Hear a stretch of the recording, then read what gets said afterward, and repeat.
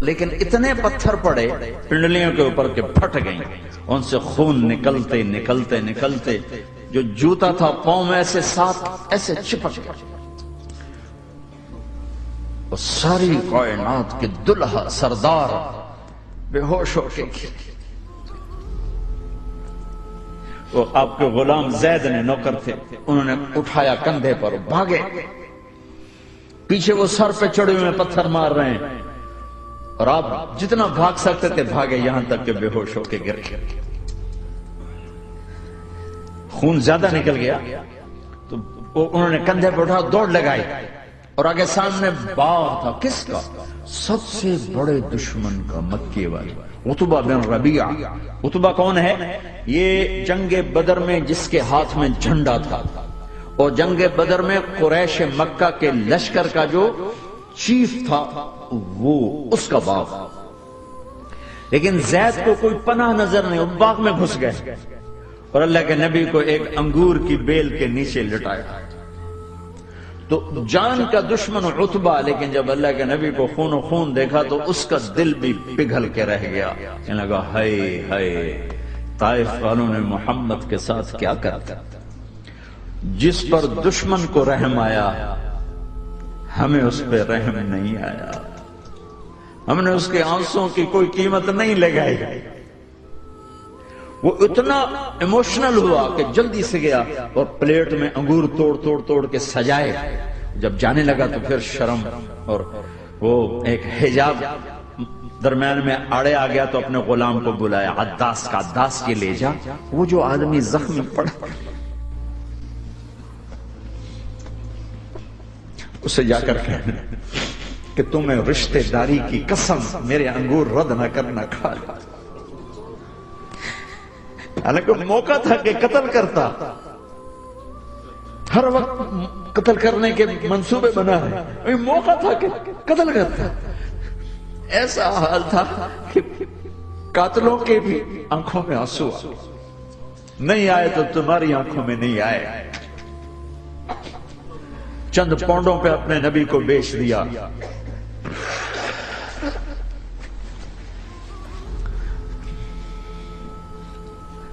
کہنے کا عداس یہ لے جا، وہ جو آدمی لیٹر پڑا، اسے کہنا تو میں رشتہ داری کی قسم دیتا ہوں میرے انگور رد نہ کرنا، کھا. عداس آئے اور آ کر انگور پیش کیے. تو اب آپ نے ایک انگور اٹھا کر بسم اللہ. تو عداس کہنے لگا یہ لفظ یہاں تو لوگ نہیں بولتے. آپ نے پوچھا تو کہاں کا ہے؟ کہا میں نینوا کا. اچھا، میرے بھائی یونس کے شہر کا، یونس علیہ السلام. وہ کہنے لگا ما ادراک ما یونس، آپ کو یونس کا کیسے پتا ہے؟ تو آپ نے فرمایا میں اللہ کا نبی ہوں، وہ بھی اللہ کا نبی تھا. تو عداس نے ایک دم آپ کے پاؤں پکڑے اور چومنا شروع کیا اور کلمہ پڑھ لیا. تو آپ کو اپنے سارے زخم بھول گئے. پھر جو آپ نے اللہ سے بات کی ہے نا، آئے ہائے ہائے ہائے ہائے، کیا اللہ پاک کے سامنے اللہم اشکو الیک ضعف قوتی وقلت حیلتی وحوانی علی الناس. اے میرے رب، آج تجھ سے گلہ نہ کروں، آج تجھ سے گلہ نہ کروں، تو نے مجھے کن کے حوالے کر دیا، تو نے مجھے کن کے حوالے کر دیا. الى عدو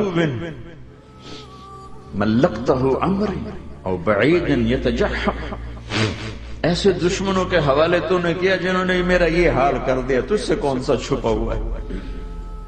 ساتوں آسمان لرز گئے، عرش کانپ اٹھا، اور جبریل فرشتے کو لے کر ایک سیکنڈ کے کروڑویں حصے میں حاضر. یا رسول اللہ حکم فرمائیں اطبق علیہم الاخشبین، یہ دو پہاڑ اٹھاؤں گا اور یوں ایسے چکی کی طرح یوں کر دوں گا. نبی رحمت، نبی رحمت، نبی رحمت. ارے تم تو آپس میں رحمت نہیں رہے ہو، ایسی فرقہ واریت کی آگ میں جلے ہو کہ ایک دوسرے کو سلام کرنا چھوڑ گئے، ایک دوسرے کے پیچھے نمازیں پڑھنا چھوڑ گئے.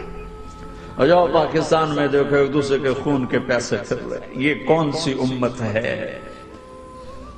یہ کون سا اسلام ہے؟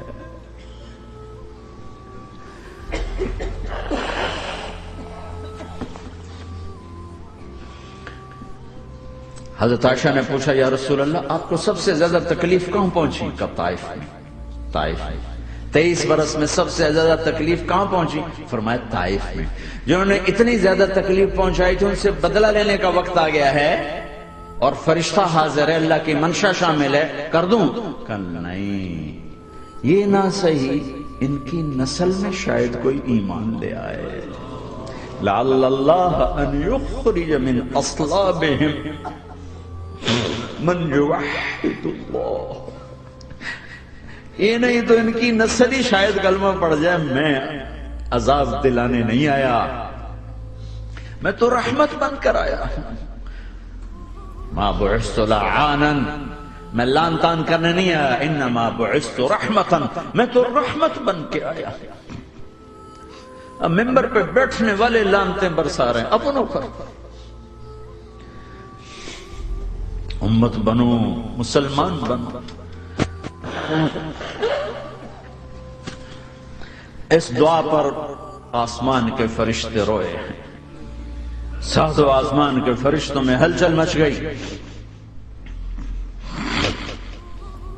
میرے بھائیو، یہاں کوئی آزاد نہیں ہے، موت سے لڑو، دکھاؤ، بڑھاپے سے لڑ کے دکھاؤ، غم اور دکھوں سے لڑ کے دکھاؤ، یہاں پابند بن کے چلو اس اللہ کے جس کی شہنشاہی ہے، اس اللہ کے جس نے مجھے بنایا، اس اللہ کے پابند بنو جس نے مجھے آنکھوں کا نور دیا، زبان میں بول دیا، جسم میں طاقت دی، عقل کو سمجھنے کے اوصاف دیے، اس اللہ کے پابند بن کے چلو جس نے قرآن کو اتارا، جس نے دھرتی کو بچھایا، جس نے آسمان کو اٹھایا، جو موت دینے والا ہے، جو موت کے بعد اٹھانے والا ہے، اس اللہ کے پابند بن کے چلو جو میرے جسم کو چورا چورا کرنے والا ہے، میری ہڈیوں کو ریت کی طرح ذرہ ذرہ کرنے والا ہے، اس اللہ کی مان کے چلو جو پھر مجھے میرے اس پارا پارا وجود کو پھر جمع کرنے والا ہے، اس اللہ کے سامنے جھکو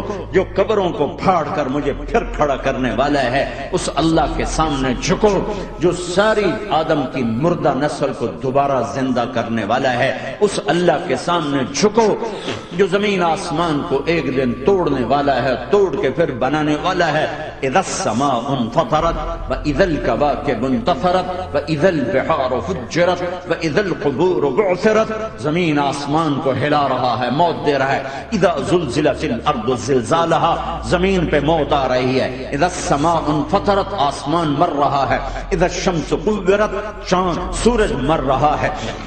وَإِذَا الْجِبَالُ سُيِّرَتْ، یہ پہاڑوں کی موت ہے۔ عرش فرش لوح قلم کرسی، ہر شے کو فنا کے گھاٹ اتارنے والا اور خود ہمیشہ باقی رہنے والا، دائم رہنے والا، قائم رہنے والا، اپنی ذات میں قائم، اپنی ذات میں دائم، موت سے پاک، تھکن سے پاک، نیند سے پاک، اونگ سے پاک، ظلم سے پاک، ذوق سے پاک، خزانوں کا مالک، عزت کا مالک، قوت کا مالک، شہنشاہی کا مالک، کبریائی کا مالک، ہیمنت کا مالک، جبروت کا مالک، جبروت کا مالک، خزانوں کا مالک، فرشتوں کا مالک، جبریل کا مالک، میکائیل کا مالک، اسرافیل کا مالک، اسرائیل کا مالک، طارق جمیل کا مالک، برمنگم والوں کا مالک، آدم کی ساری نسل کا مالک، 2 پاؤں پہ چلنے والوں پر بادشاہ، 4 پاؤں پہ چلنے والوں کا مالک، پانی کی مخلوق، ہوا کی مخلوق، زمین کی مخلوق، رینگنے والے، اڑنے والے، تیرنے والے، جھپٹنے والے، دھاڑنے والے، پھاڑنے والے، ڈسنے والے، سب پر میرے اللہ کی شہنشاہی ہے۔ للہ ملک السماوات والارض وما فیہن، لہ ما فی السماوات وما فی الارض وما بینہما وما تحت